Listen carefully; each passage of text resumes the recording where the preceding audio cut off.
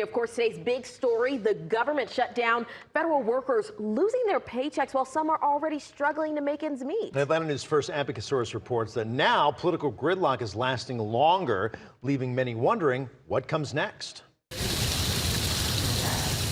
The government shut down at 12:01 Wednesday morning, and you can see the Jimmy Carter Presidential Library, which runs on federal funding, is shuttered with a note on the door.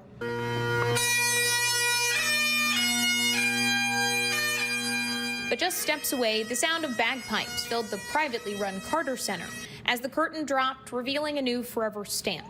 President Jimmy Carter's face now immortalized in ink. Part of celebrating my grandfather, I hope, is to celebrate the idea that it doesn't have to be this way. Government shutdowns aren't new. During the Carter administration, there were 5, most over abortion coverage, and lasting anywhere from 8 to 18 days. More than 21 shutdowns in the last 50-plus years.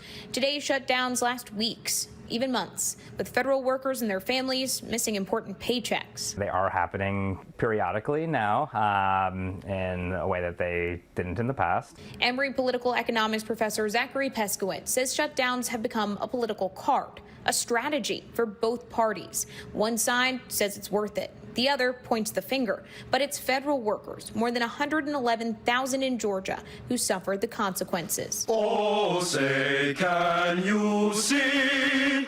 This time, the fight in Washington is over health care provisions, but here in Atlanta, the focus was on unity. And one of the things that my grandfather did, I think, in a remarkable way, was to look deep into his own faith, to feel connections across many different kinds of divides and bring people together. On what would have been his 101st birthday, Carter's family says his message still lingers.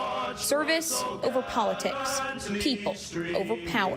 And the rockets At the Carter Center, I'm Abby Casaurus. Tonight,